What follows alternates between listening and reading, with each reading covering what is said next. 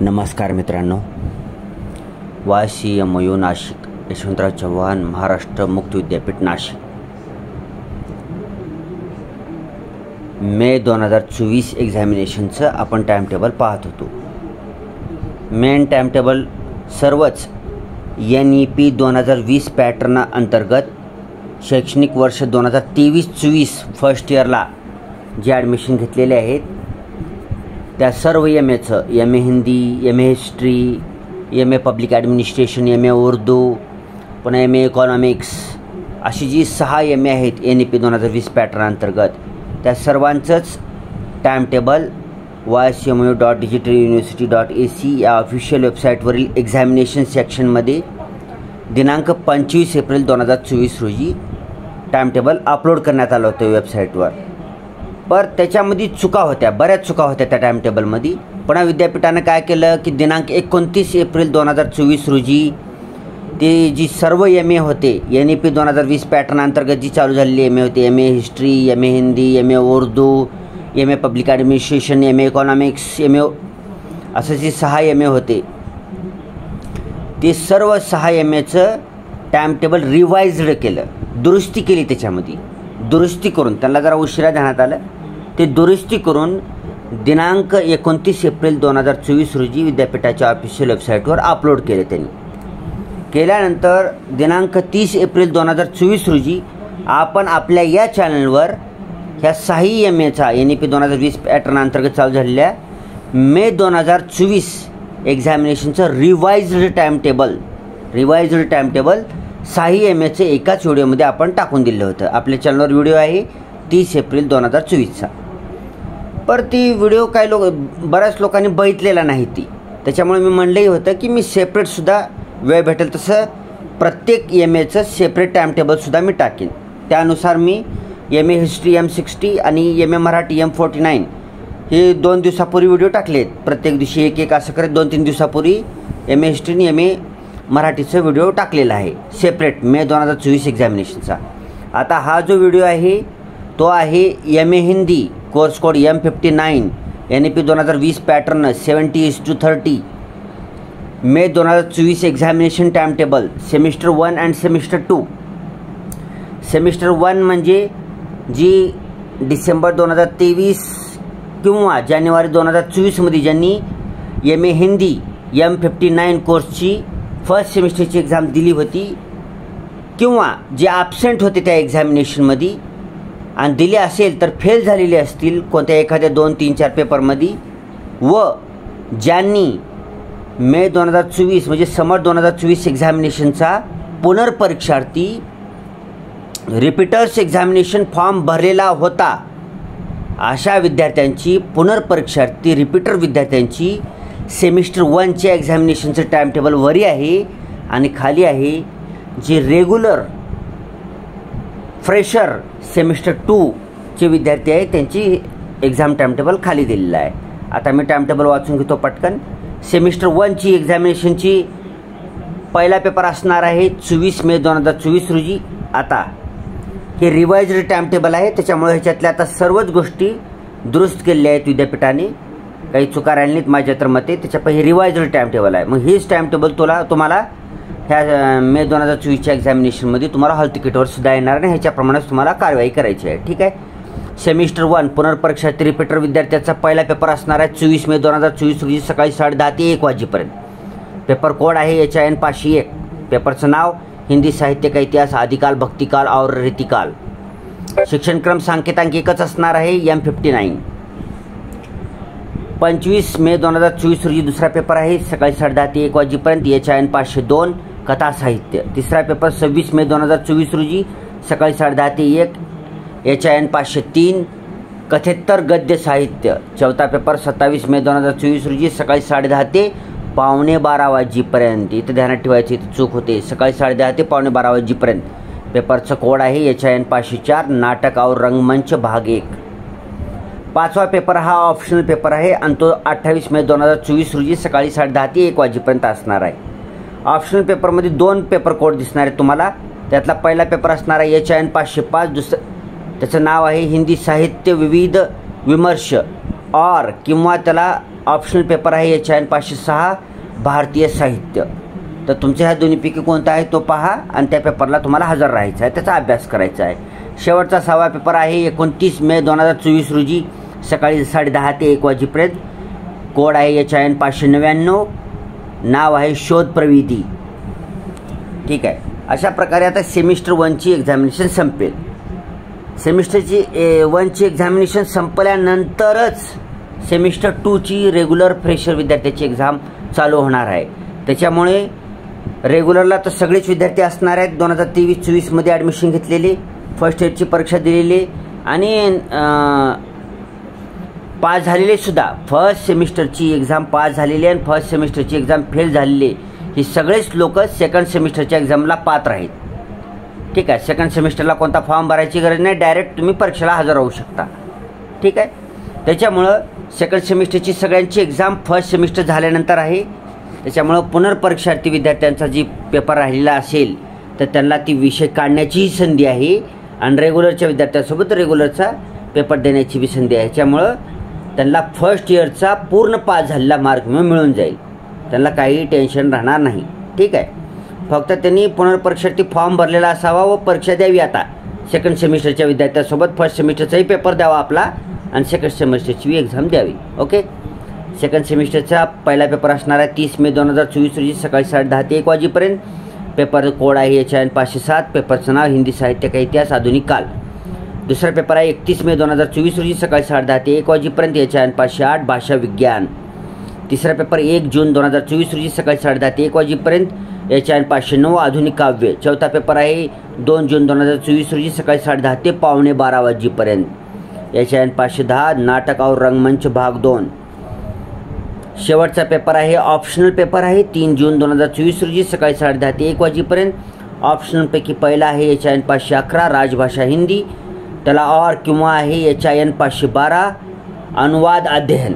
ह्या दोन्हीपैकी तुमचा कोणता आहे त्याच्यानुसार हजर राहायचं आहे आपल्याला परीक्षेला. खाली नोटीस दिलेलं आहे. परीक्षेला येताना काय काय काळजी घ्यायची आहे त्याचे 7 नोटीस आहेत. हे डिटेलमध्ये तुम्ही वाचून घ्या.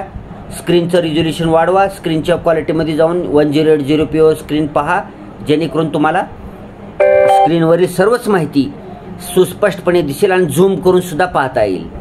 ह्याच्यात नोटीस नंबर 1 मध्ये काय आहे की ycmu.digitaluniversity.ac वर तुम्हाला हॉल तिकीट काढता येईल. परीक्षेला येताना तुम्हाला हॉल तिकीट सोबत आयडेंटिटी कार्ड किंवा फीस भरलेल्या पावतीची रिसिप्ट आणावी लागेल तुम्हाला कंपल्सरी. तिसरा असणार आहे की परीक्षा चालू होण्याच्या 15 मिनिट अगोदर तुम्हाला हॉलमध्ये प्रवेश देण्यात येईल. परीक्षा चालू झाल्यानंतर अर्धा तास झाल्यानंतर तुम्हाला जर कोणी आलं परीक्षेला तर त्याला हॉलमध्ये प्रवेश देण्यात येणार नाही. ओके. पुढचा मोबाईल ऑडिओ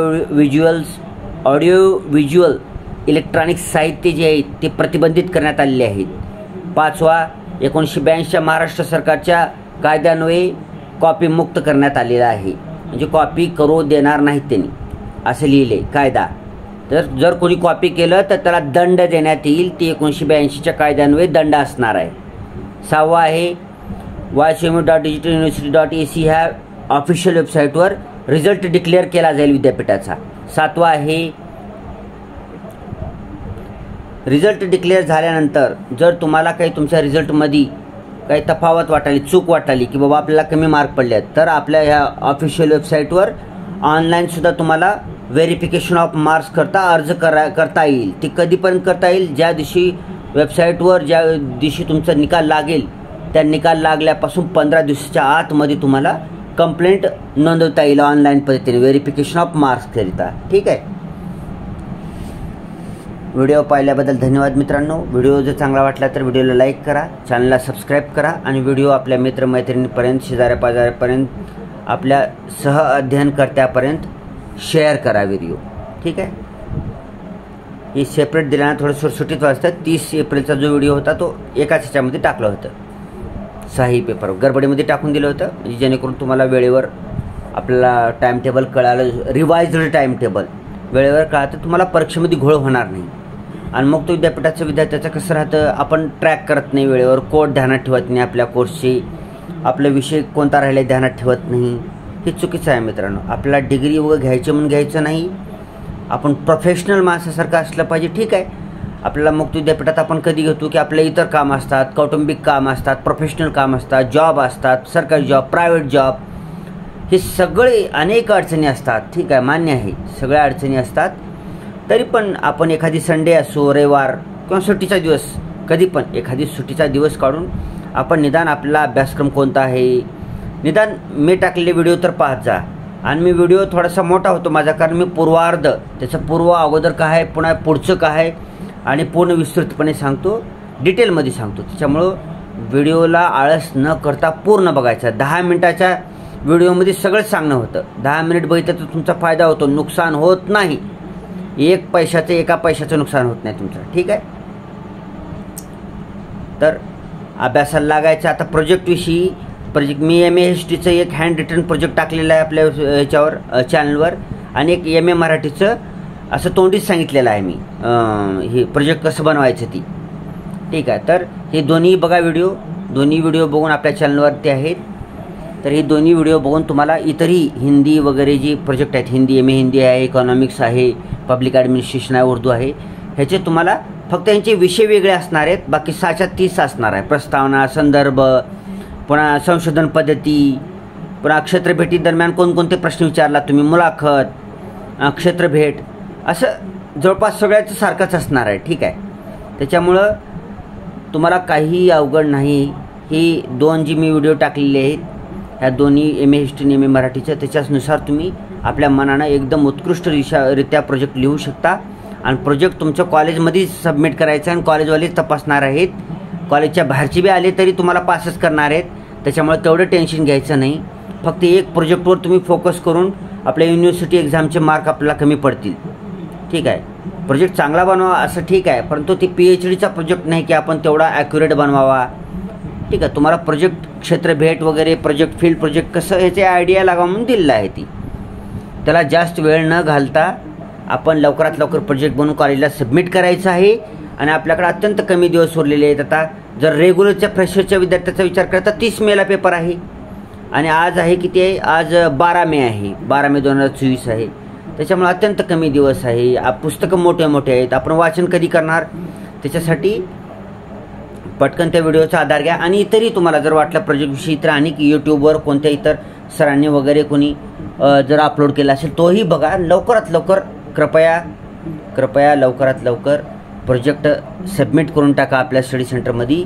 आणि रात्रंदिवस अभ्यास करायचा आहे आपल्याला. आता वर्षभर तर आपण मुक्त विद्यापीठाचं जास्त ध्यान करत नाही, ध्यान केलं तर चांगलंच आहे, पण आपल्याला कौटुंबिक इतर अडचणी असल्यामुळे ध्यान करत नसल्यामुळे निदान एवढा तरी महिना काळजीपूर्वक वाचन करावे. आपण पूर्ण पुस्तकांचं वाचन करावे, त्याला वेळ लागला तरी हरकत नाही. पूर्ण वाचन करायचं आहे, मुद्दे पाठ करायचे आहेत आपल्याला, मुद्दे वगैरे पाठ करायचे आहे आपल्याला. ठीक आहे, समजून घेत जी मॅटर जेवढा समजेल तेवढं समजून घ्या, बाकीचा पाठ करा.